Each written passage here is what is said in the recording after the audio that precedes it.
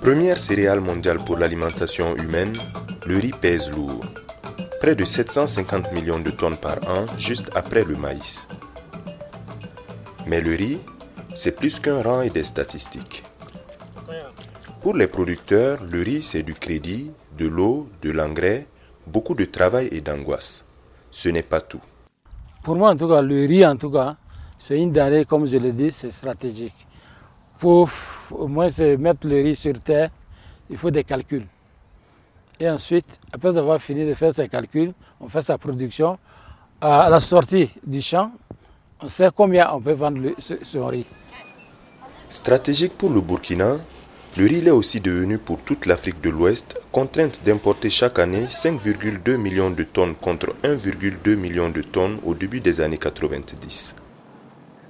Si ce n'est pas la seule céréale consommée, le riz occupe de plus en plus de place dans l'alimentation des populations, au détriment du mil ou du sorgho par exemple. Avec une production nationale d'à peine 200 000 tonnes pour des besoins estimés à 450 000 tonnes, le Burkina Faso dépense par an près de 30 milliards de francs CFA en devises pour satisfaire ses besoins en riz. Au Burkina Faso, le désengagement de l'État du secteur productif avec l'adoption du programme d'ajustement structurel en 1990 et surtout l'ouverture tout azimut du marché burkinabé au riz importé moins cher avec la disparition de la Caisse générale de péréquation a mis à rude épreuve la production locale de riz. Et à partir de ce désengagement, le prix du riz n'a plus jamais été contrôlé. Donc le prix était libre. À chaque fois, on a approché les directeurs régionaux, les décideurs politiques. Malheureusement, à chaque fois, on nous a dit « Vous êtes libre de vendre votre riz comme vous le voulez ». Liberté totale. Mais liberté totale rime aussi avec démission totale, celle du gouvernement. Et avec désorientation totale, celle de nombreux producteurs qui vendent à perte ou gardent leur production sur les bras faute de débouchés.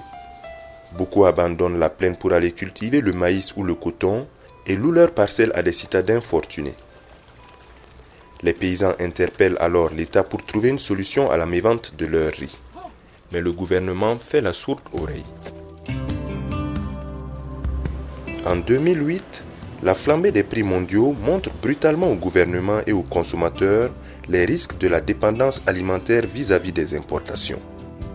Suite à des manifestations dites de la vie chère, l'État prête enfin une oreille attentive aux revendications des paysans.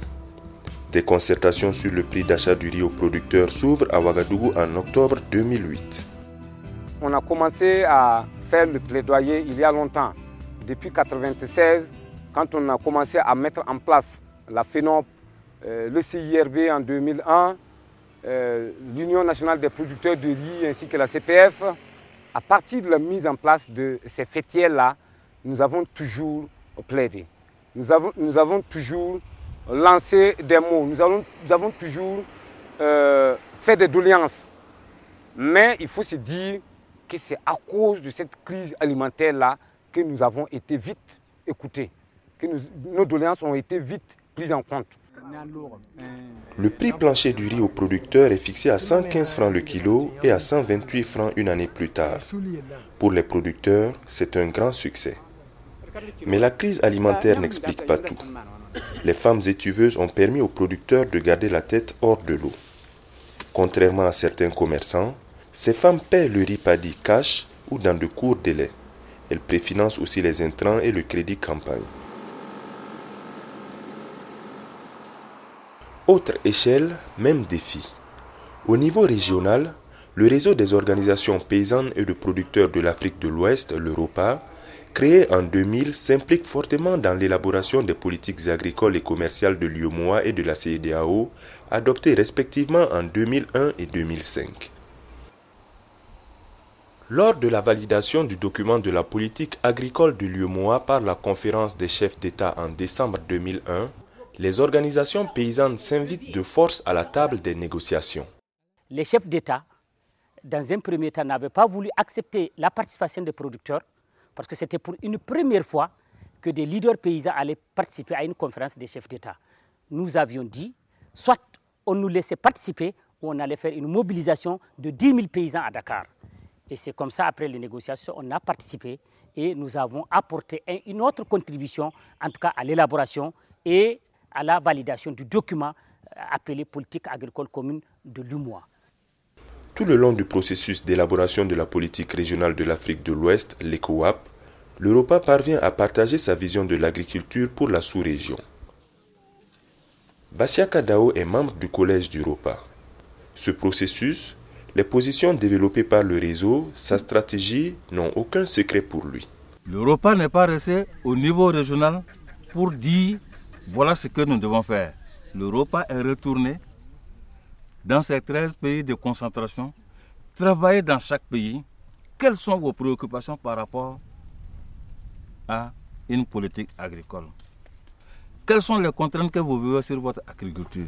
Et c'est là que nous avons eu à organiser des tas et des tas d'ateliers pour prendre en compte les préoccupations des agriculteurs du Burkina, du Bénin, du Niger, du Sénégal, de la Côte d'Ivoire. Et on a des argumentaires assez solides.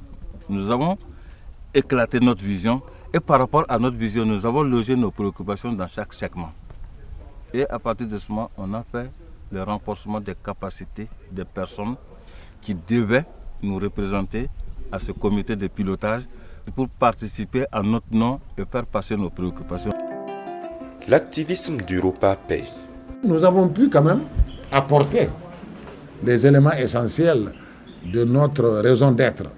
Par exemple, la reconnaissance de l'agriculture familiale qui doit être soutenue pour permettre de répondre aux besoins alimentaires de notre région à court, moyen et long terme.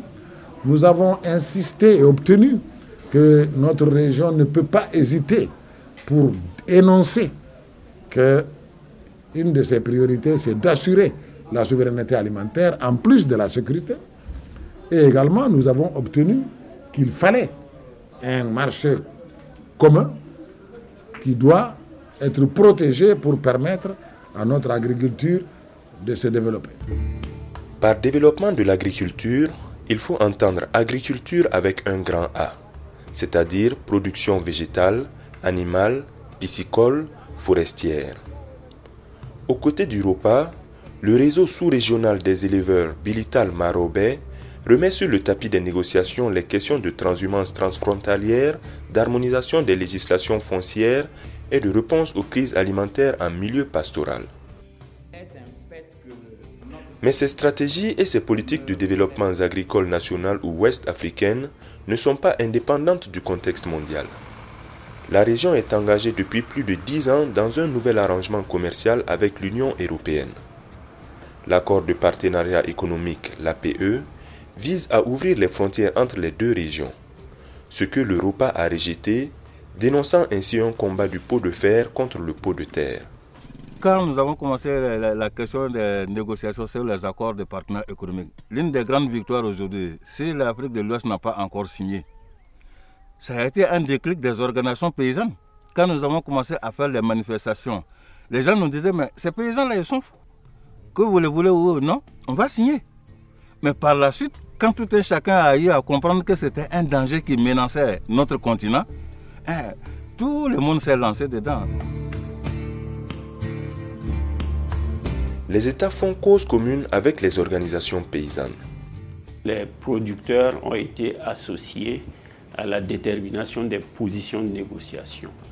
Et ce qu'on peut retenir dans la sous-région, c'est que les produits agricoles, d'une manière générale, sont considérés comme des produits sensibles, donc à exclure de la libéralisation avec l'Union européenne.